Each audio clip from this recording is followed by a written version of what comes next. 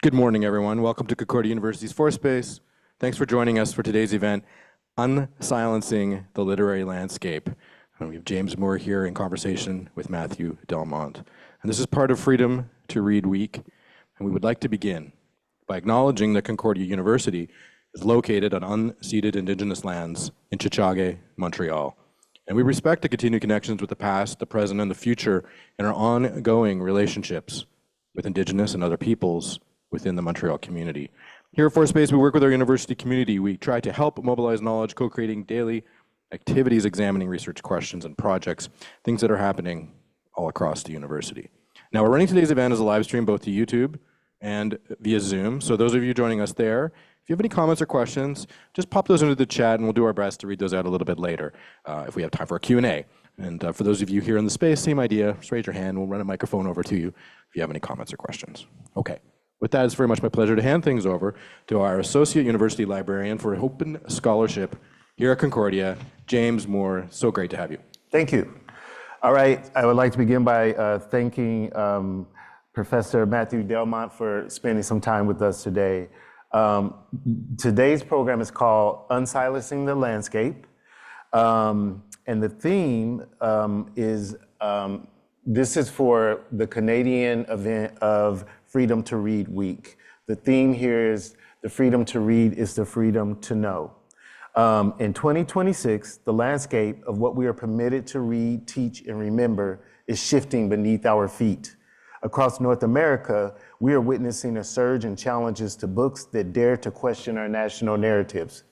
But the silencing of vital facts is rarely accidental. It is a choice made by institutions and systems.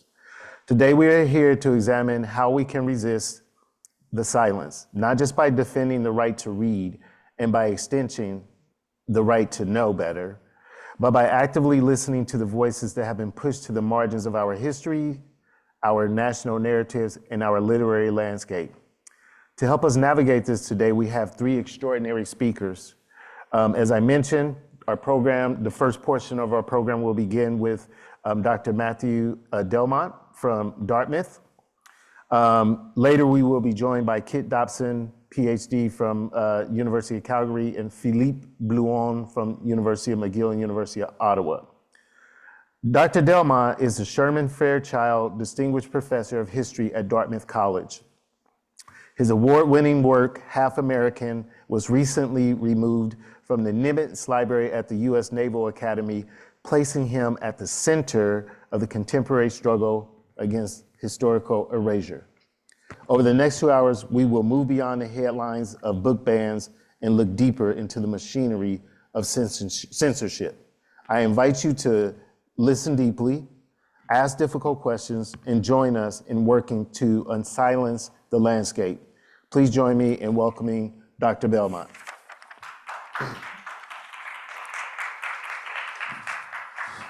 Okay, so Dr. Belmont, we often think of, and one of the most interesting things about having you here, one of the most valuable things about having you here is you are kind of in the belly of the beast with regard to censorship and book banning. I also know that you happen to be from Minneapolis, Minnesota, which is another flashpoint.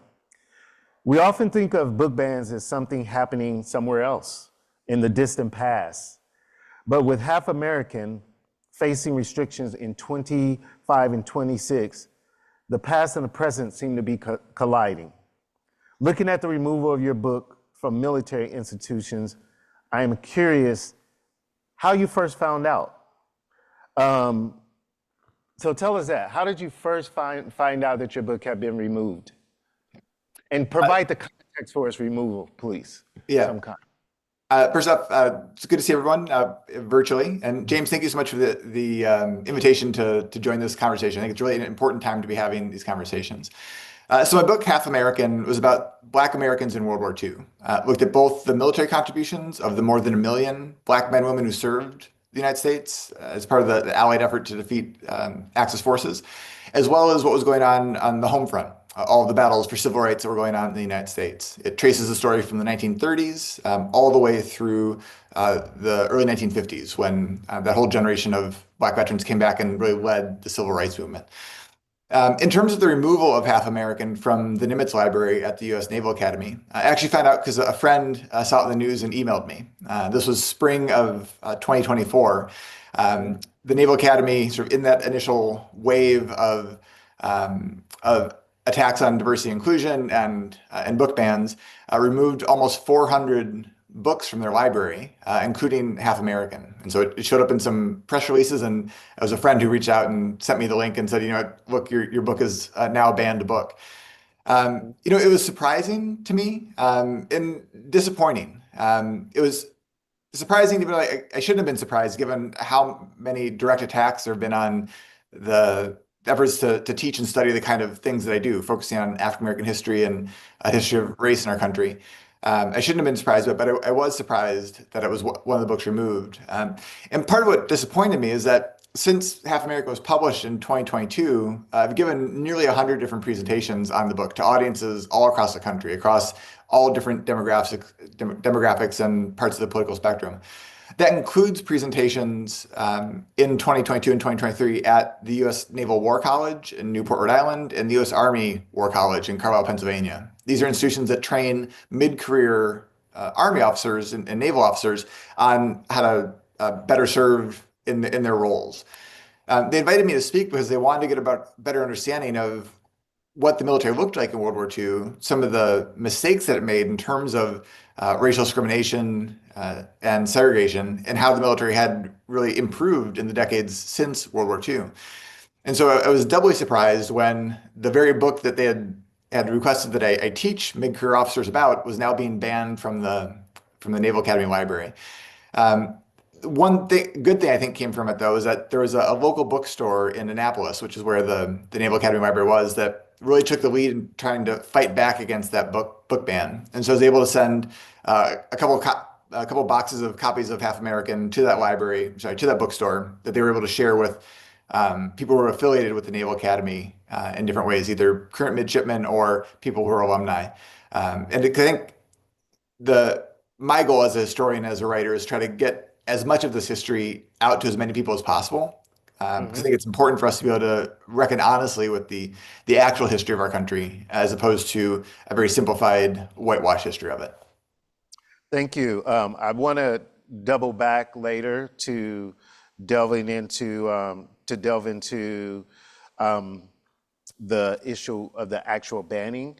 At this point, though, I do think it would be helpful to get sort of an overview of what you actually do, what led you to becoming a historian, and I know that Half American represents one example, but a bigger picture of what you hope to achieve through your historical work. Yeah, thanks for asking. So as you mentioned earlier, I'm originally from Minneapolis, Minnesota. I've been a historian now for 2 decades. It's hard to believe that, but it's been 2 decades. I did my graduate work at Brown University in Providence, Rhode Island. I've been at Dartmouth now for 7 years. I previously have taught at Arizona State University, which is in Tempe, Arizona, and a small place called Scripps College in Claremont, California, outside of Los Angeles. All of my work focuses on American history, and in particular, 20th century African American history and the history of civil rights. Half American was my 5th book, and it really grew out of the book that came just before it. It was a digital book project called Black Quotidian that you can actually find for free online at blackquotidian.org. For that project, I was looking at African American newspapers, papers like the Chicago Defender and Pittsburgh Courier, to get a sense of how they covered important moments in American history as they were unfolding. And the thing that struck me is when I was doing the research for that project, when I was looking at newspapers from the World War II era, I kept coming across pictures and stories about average Black men and women in military service, wearing their military uniforms. And I've taught about this topic in the classroom for more than a decade, but I'd never seen this many examples of average Black men and women in military uniforms during World War II. And so it was really that sparked my curiosity. I wanted to know what more was there to the story. What wasn't I teaching my students in the classroom? And so it was that led me to do the research that resulted in Half American. I really tried to dive in and learn as much as I could about the Black experience during World War II. The thing I always tell my students, and I try to tell audiences in presentations like this, is that for me, you can't talk about American history without talking about African American history, that it's fully part of the larger national story, and that this is our shared history. And so I think one of the things that really frustrates me and scares me, honestly, about where we are in the United States right now is that there's a sense that any efforts to talk about African American history are somehow not part of our larger shared national story. And so all my work tries to push back against that. If I can say a few words about Half American in the structure of the book really has three key arguments. The first is that we have to start the story before the bombing of Pearl Harbor. Traditionally, for American audiences, we started on December 7th, 1941. But if you look at Black newspapers from the 1930s, you actually see that the war started much earlier. Black Americans were among the first to recognize the really serious threat that the Nazi regime posed. And they were making direct connections by 1933 between Hitler and the Nazis and what was happening to African Americans in the Jim Crow South. They understood that Hitler was explicitly drawing on American racial policies to justify his treatment of Jews in Europe. And so the book starts there with the African American awareness of the rise of fascism. I talk about Langston Hughes, the famous poet and author, who actually became a war correspondent to cover the Spanish Civil War and some of the Black volunteers who were fighting against fascism in the Spanish Civil War in the late 1930s. And so the first argument is that we have to start the story before the bombing of Pearl Harbor. The second argument is that we have to take the double victory campaign seriously. The title of the book, Half American, comes from a letter that was written by a man named James G. Thompson, who was a 26-year-old from Wichita, Kansas. And after the bombing of Pearl Harbor, he wrote this amazing letter to the Pittsburgh Courier. He asked, "Should I sacrifice my life to live half American? Is the America I know worth defending?" That phrase, "should I sacrifice my life to live half American?" it really stuck with me. It's why I chose Half American as the title of the book. What Thompson was asking was, what does it mean to be asked to fight for, potentially die for a country that treats you as a second-class citizen? Yep. The Pittsburgh Courier used Thompson's letter to launch what was called the Double Victory Campaign. And that really became the rallying cry for Black Americans during the war. They were fighting for both victory over fascism abroad and victory over racism at home. And so part of what I do in Half Americans is to try to show that double victory really was what Black Americans were up to during the war. They were absolutely committed to military victory, but they also recognized it wasn't enough. They wanted to have actual freedom and democracy here in the United States as well. So the book intertwines stories of the military contributions Black Americans made with civil rights stories, focusing on people like Thurgood Marshall and Ella Baker, the famous grassroots activist.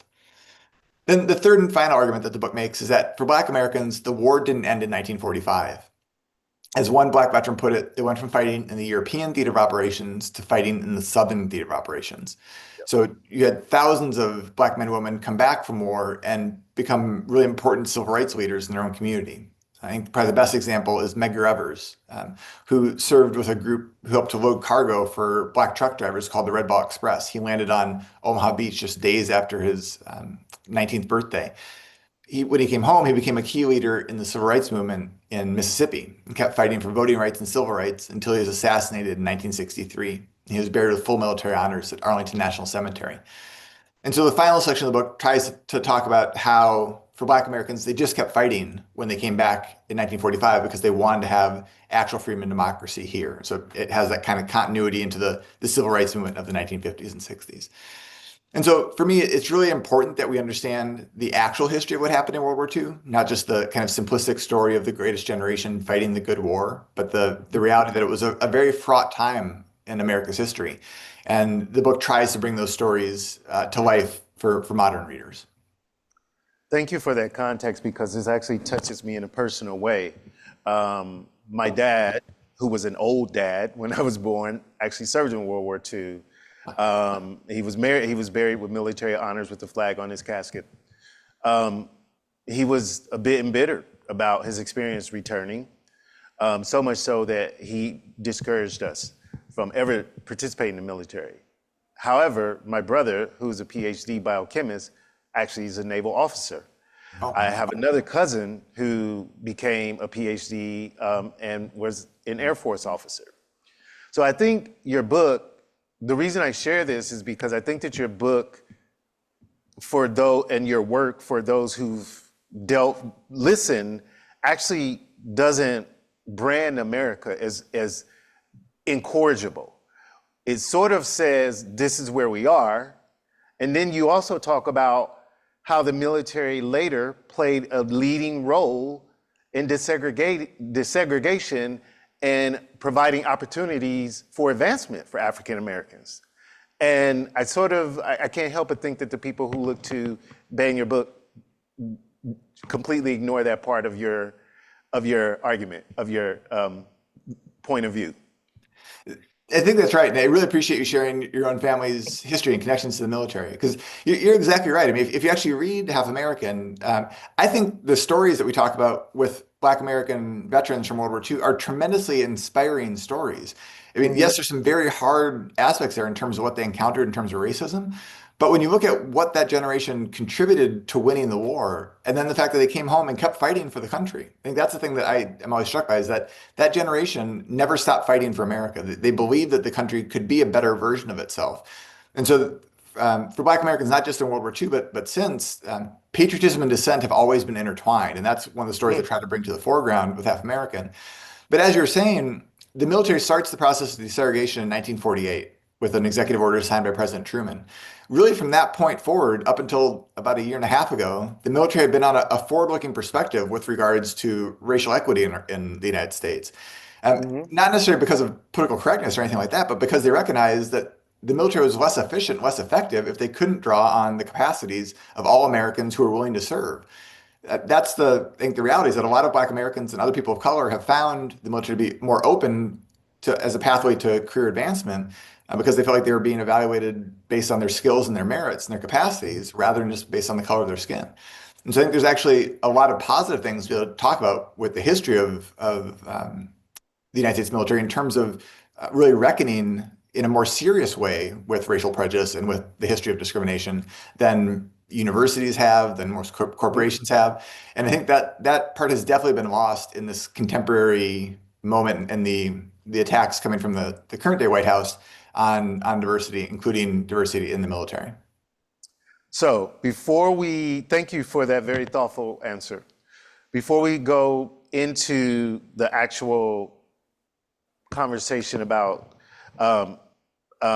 censorship itself, I want to ask you one more thing. I want to talk a little bit more about Half American.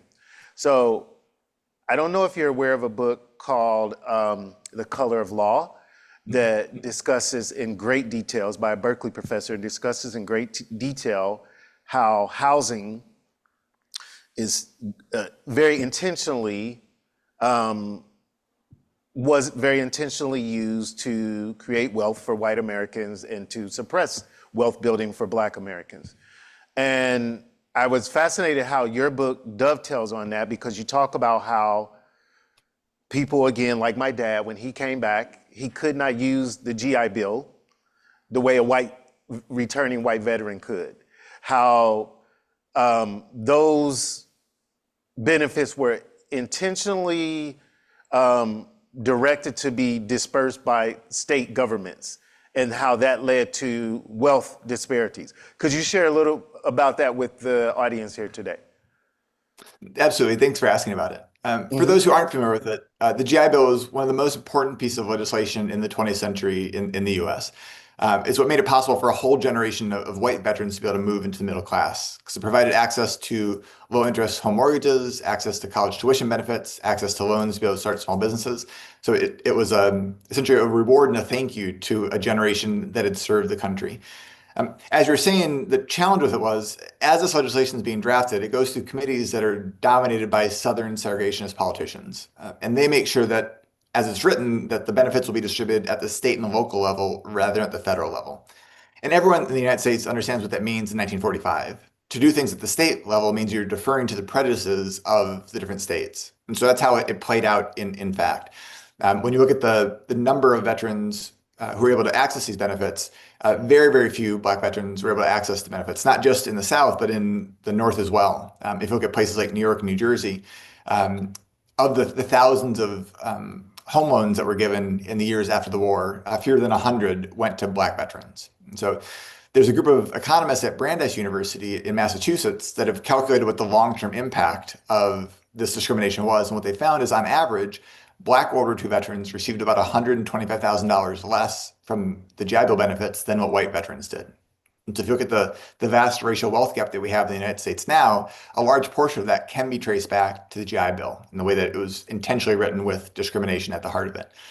I think one important side note to add to this, or kind of complimentary story that I didn't fully appreciate until I got into the research, is that while discrimination impacted the vast majority of Black veterans, there were thousands of Black veterans who were able to access the GI Bill. And I think one thing we can learn from that story is that those veterans did amazing things with those benefits, just like white veterans did. They became doctors and lawyers and architects. And one of the arguments I would make is that there was a real opportunity cost to the United States because of that discrimination. If the benefits had been distributed equally across racial lines, we would have had a much larger generation of Black professionals coming out of World War II than we did, because we know from the folks who could actually benefit from it, they did amazing things just as their white counterparts did. Great point. Great point. So this gets to the heart of the matter for me. And I know that a lot of the decisions I think that are being made currently, particularly with the current administration in the United States, are somewhat opaque to many people, or seemingly even impulsive. I'm wondering what you think. The act of, first of all, your book wasn't technically banned. It was removed. It was part of the 300 to 400 books that were removed for review. Do you know anything more about that process? Has there been any update about the review process and what is being done to books like yours? Yeah, thank you for asking. So I don't know much, but I'll share what I do know.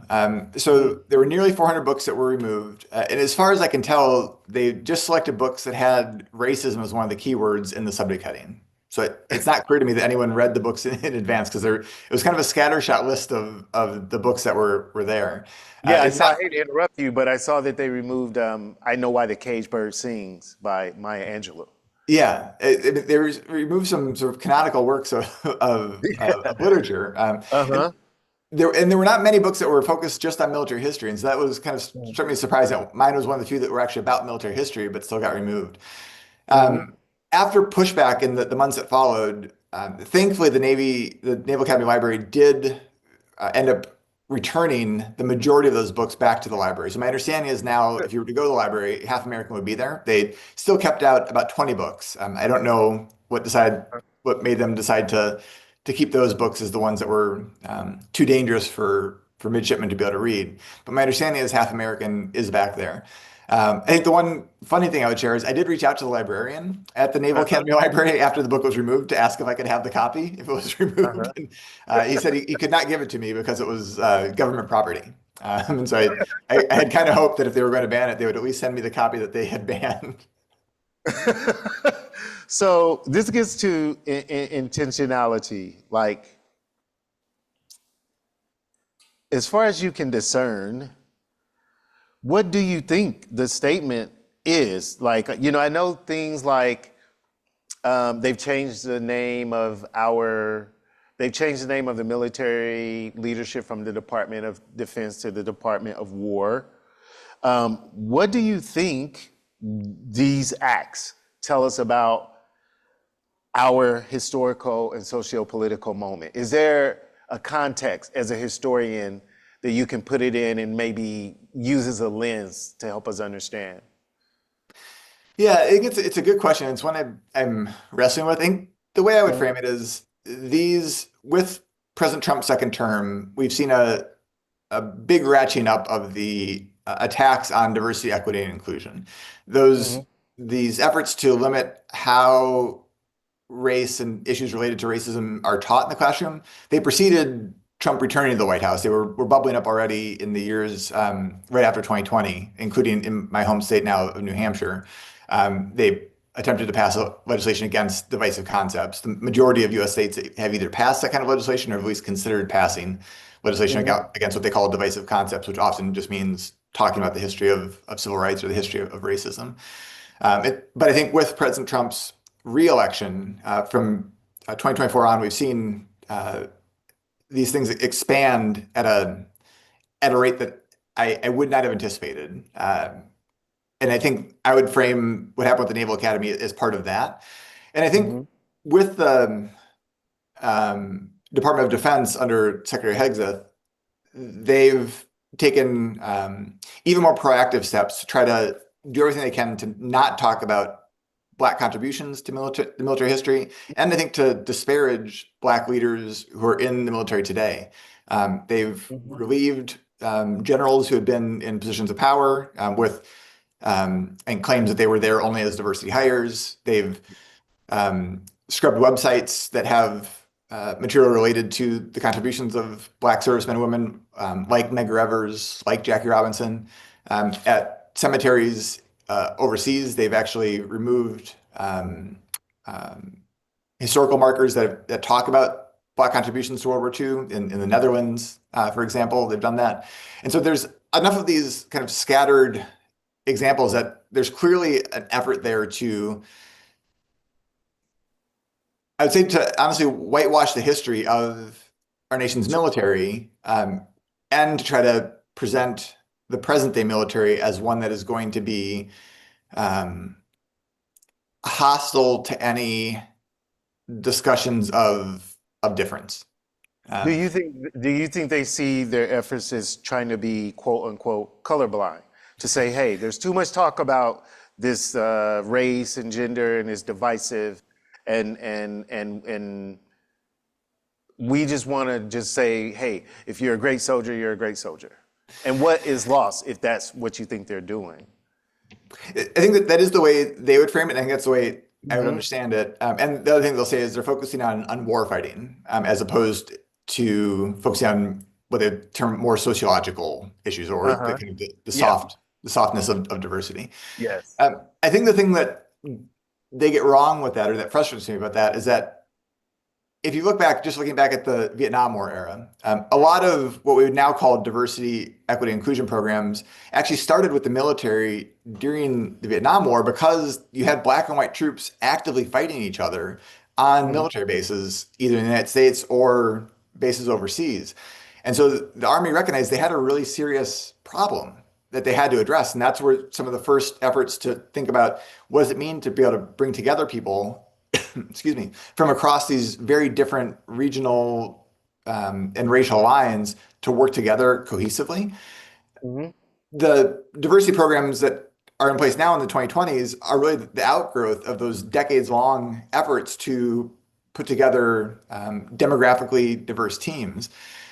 And again, it wasn't about being politically correct. It was about trying to create a more efficient and lethal military. And so I think that these current efforts to attack diversity, equity, inclusion actually misunderstands how and why the military put those programs in place in the first place. And the other thing that frustrates me is that I think using the language of colorblindness, they are making intentional efforts to undermine long histories of Black military service to our nation. And I think that I see that as being disrespectful to not just Black veterans, but to the reality that our nation's military has been stronger when it's been willing to draw on the capacities and willingness to serve of Americans across a wide range of demographics. And ideally, I know this is not the case right now. Ideally, the military should not be a politically aligned institution, right? It's a taxpayer-funded institution that is meant to serve the entirety of the country in our national defense. It's not meant to be aligned strictly with one political party or the other. But obviously, the current presidential administration would very much like to see it as part of their larger ideological apparatus. I see. So,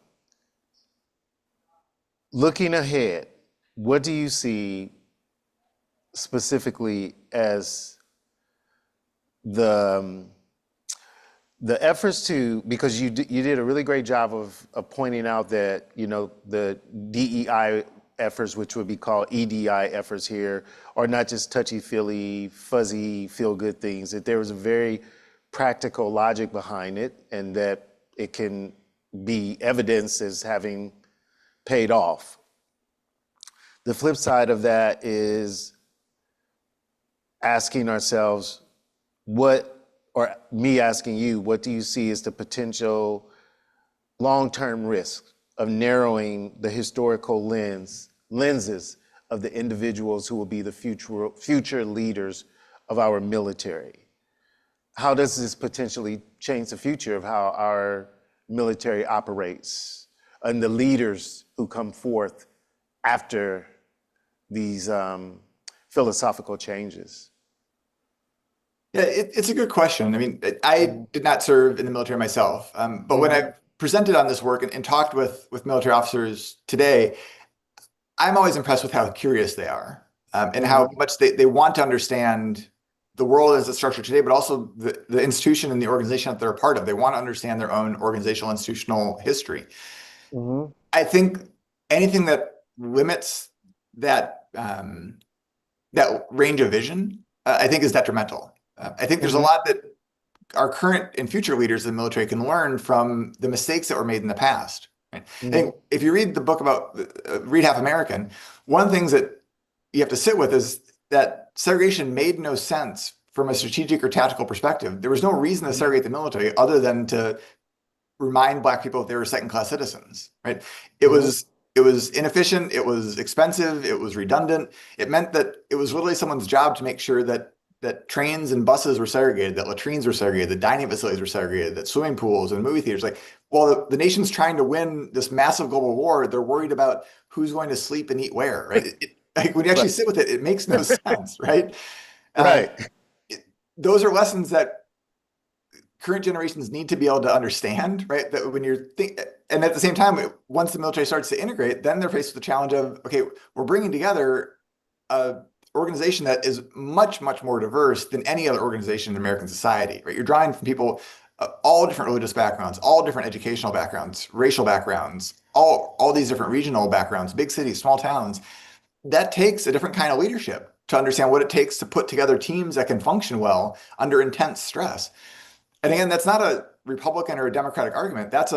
We want to have teams that can work together and be more effective, more efficient, and survive what they're being asked to do, right? That, to my mind, takes a really clear-eyed look at the history and the present of what you have around you. That's my biggest worry, is that I'm not in charge of leading men or women into battle, but if I were, I'd want to have a really clear-eyed perspective on what has and has not worked in the past, and what may or may not work today and in the future, not informed by political or ideological disputes, but by actual facts about what it means to put together tremendously diverse teams to actually accomplish whatever mission's in front of them. It reminds me of the saying that humans are not rational creatures, we're rationalizing creatures. So yeah, it doesn't make sense to do the things that were done, but people can rationalize it. I guess I could make this last question is about, it asks libraries, but I think it could be broadened to universities. How should libraries and universities, academic libraries, I would say specifically, or just libraries and universities, act as modern day defenders of intellectual and academic freedom? I would add something to that. In light of the current efforts to sort of dictate the workings and activities of American universities. And given that American universities are deeply also dependent on federal funding for research, how do they strike that balance? In your view, that's a very tough question. What are your thoughts? Because I don't think anyone can answer it. Yeah, it's something I wrestle with a lot. I don't know what the situation is in Montreal and in Canada right now, but things are scary in higher education in the United States right now. For public institutions, the different state legislatures are being much more proactive in terms of shaping aspects of how universities are structured, including faculty hiring decisions. And then for private institutions like Dartmouth, we're not currently in the crosshairs of the Trump administration, but many of our peer institutions are. And one kind of gets the sense it's only a matter of time before we and others are. Certainly, it shapes almost everything that we're thinking about right now. I think it's important for universities and for the faculty and students and staff who are a part of them to maintain a commitment to evidence and using evidence to pursue truth. I think one thing that worries me in these kind of contemporary debates that everything gets wrapped up in the kind of political divide of either something favors one party or it favors another party. That's not how scholars approach our work, right? By nature, we're nerds, right? We want to kind of focus on whatever our core subject area is. So if you read a book like Half American, you see those pages and pages of notes at the end. Like that's what the book is based on, right? I spent years and years gathering as much evidence as I could to try to tell the most accurate, nuanced story I could about that period in time. The book is true regardless of whether President Trump's in the White House or Biden or Obama or Bush, whoever's in the White House in the future, right? I think that's the thing that worries me is I think people think that all scholarship is just there for political dispute or to try to win political debates. That's not what we're really up to, right? We're trying to use evidence to try to get a better, clear understanding of different parts of the world. I think maintaining that commitment on a sort of day-to-day, week-to-week basis, supporting each other across our many, many different divisions and the kinds of work that we do in university settings. And then explaining more clearly and more forcefully what it is that we do. I think universities in the US have not done a great job of explaining what it means to produce scholarship to people who might have a chance to come to universities or might have a chance to come to fancy universities like Dartmouth. I think it's our obligation to present our work in ways that are legible to broader citizens so that people understand that we're trying to dedicate ourselves to the produce of knowledge that hopefully is to the betterment of our communities, our states, our country more broadly. You make a good point because your book, Half American, is readable. It's very readable, like you don't have to be a scholar. I think one of the critiques of universities and one of the things I'm trying to address in my role is making the knowledge that's generated here relevant to our communities. But also I know there's an expectation and a necessity to speak in the language of peer scholars, of your peers. Do you feel like any pressure when you write a book like Half American? Is that honestly that's sort of like looked down on, like, hey, that's for a popular audience. You know, it's not as scholarly as some works. Yeah, it's a really good question. And honestly, it is kind of that way. So I mentioned earlier, Half America was my fifth book. My first book was much more traditionally academic, right? I still stand by it. I think it was a good book. It's not too jargony. It was on the civil rights movement in Philadelphia and a TV show called American Bandstand. But it was really pitched at academic audiences, right? And so it was the book that's meant to get me tenure, right? I'm at a stage now in my career where I can kind of write whatever I want to write. And so I could raise my purview a little bit and try to write something that was going to reach a much more broad audience, but that's still hopefully very clearly a scholarly book, right? That I put a lot of traditional historical research effort into it, but I also tried to write it in a narrative fashion that would appeal to someone who hasn't read the other 1,000 books on World War II, that this might be interested in the topic. I think if we can do more to support scholars earlier in their career, being able to do both end, like, yes, we have to be able to speak to fellow scholars, right? There's an important part of that, being able to demonstrate one's kind of credibility there, but you shouldn't have to wait decades into your career before you also are able to give public presentations at libraries or at high schools or other universities to non-specialist audiences. You should be able to write op-eds. You should be able to have some part of your work do radio interviews. You should be able to have some part of your work that's able to reach broader constituencies. And I think slowly universities are moving there, in part because this new generation of scholars grew up with social media. They grew up more comfortable speaking about their research areas to more people. But honestly, most universities don't value that kind of public scholarship in the way that we value the kind of more traditional academic work. And I think that's something that all universities just need to keep working and pushing on. I think it's very encouraging to hear you say that. So you've been very generous with your time. I'm going to let you know we're very close to wrapping up.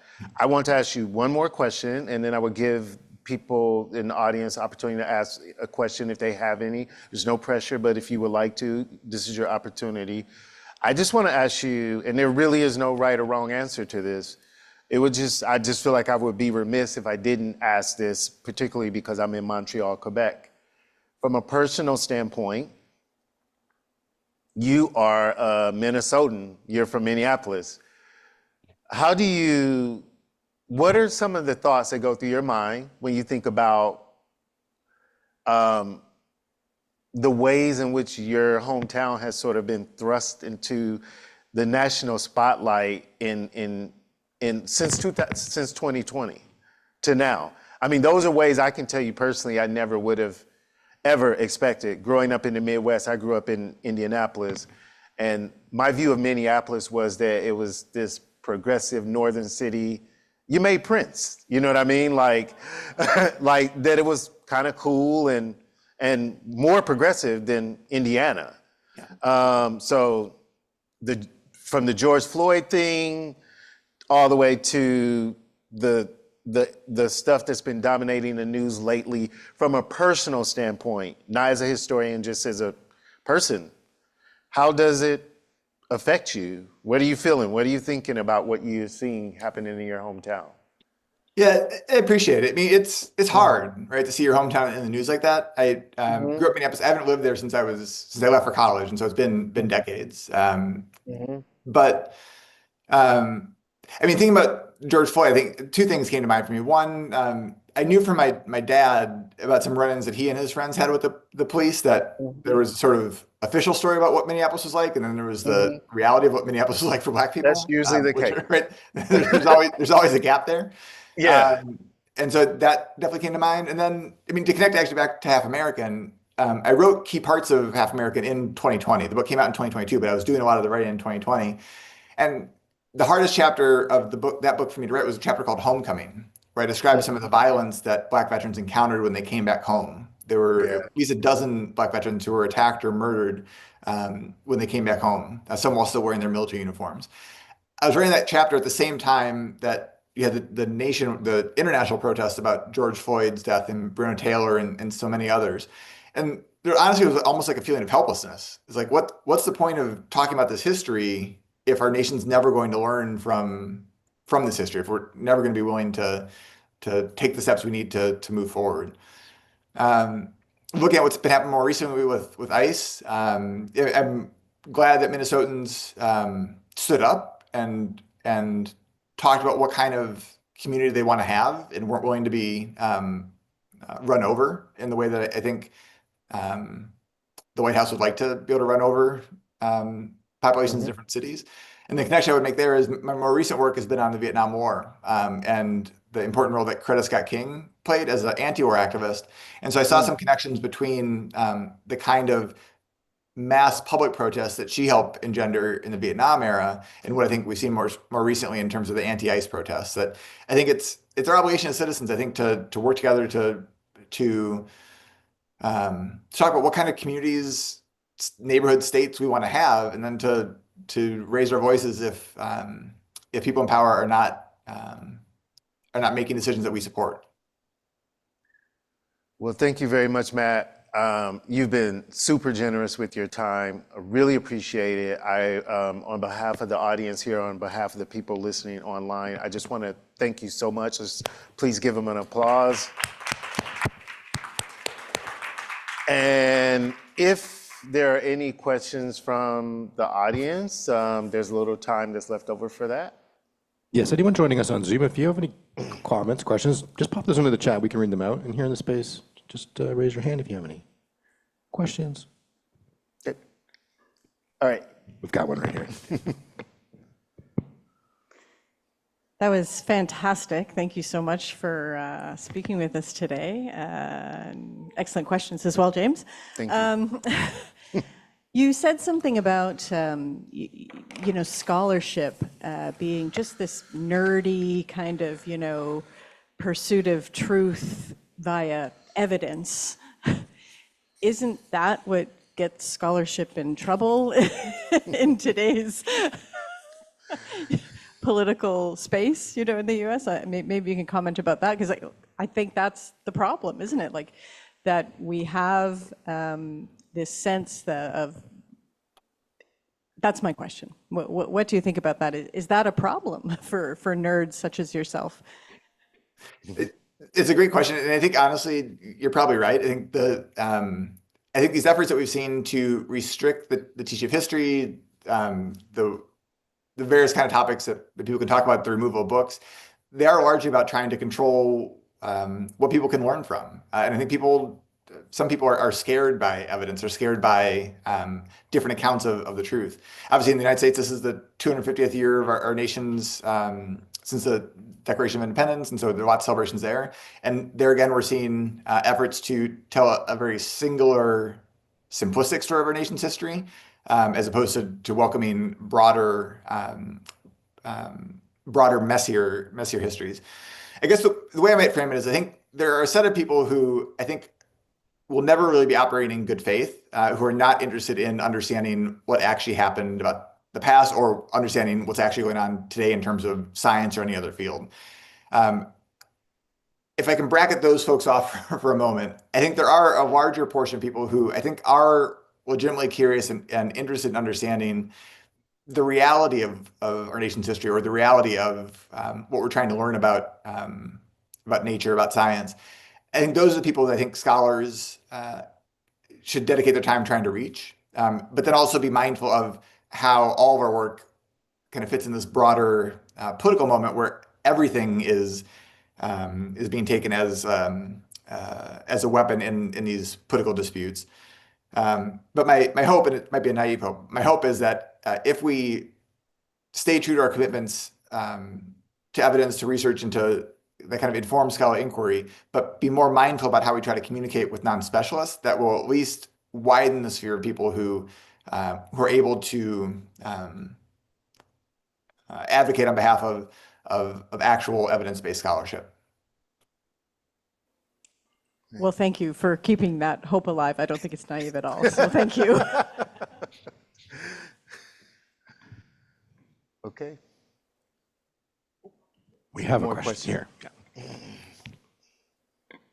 Hi, thank you so much for everything that you've said.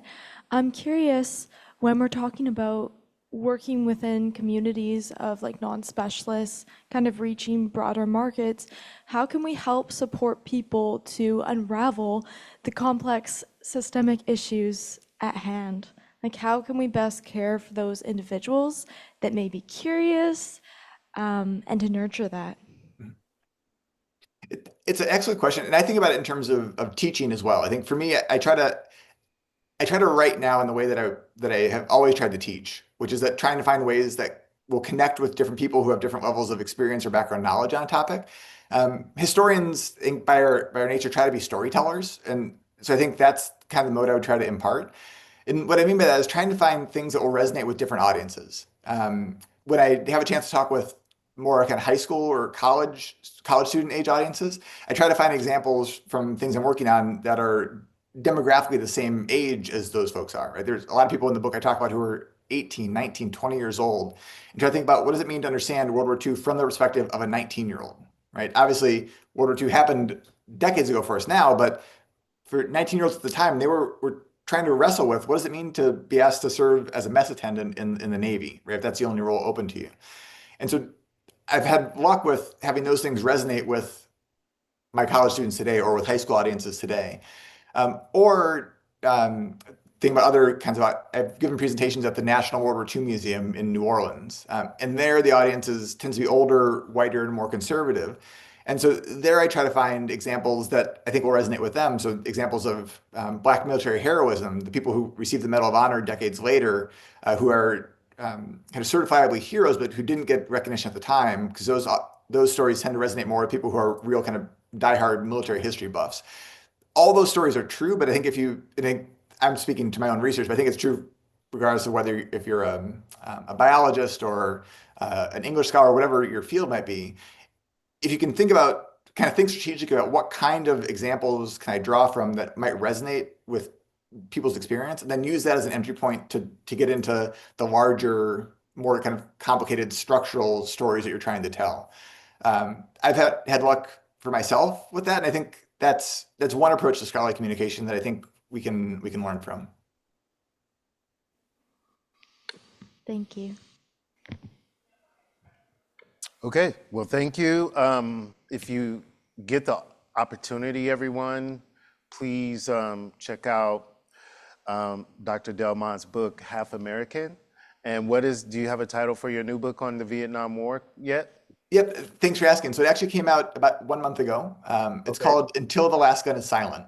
Okay. And you can find it at bookstores or online. It focuses on Coretta Scott King, who's an important anti-war activist, and also the wife and widow of Martin Luther King Jr., Yeah, and then a indeed. soldier named Dwight Skip Johnson. And so a lot of the kind of thematic elements about patriotism and dissent show up there as well. And it was an exciting book to research as well. Thank you so much. We really appreciate you sharing your time to give some perspective for a Canadian audience on your research and what's going on down in the US and how these issues of censorship and freedom, intellectual freedom, are impacting us all. Thank you so much for your generosity of spirit today. Thanks for joining the conversation. Thanks for the invitation, James. Really appreciate it. All right. Take care. Have a great day. Okay. Bye, everybody. Thank you, James. Thank you, Matthew.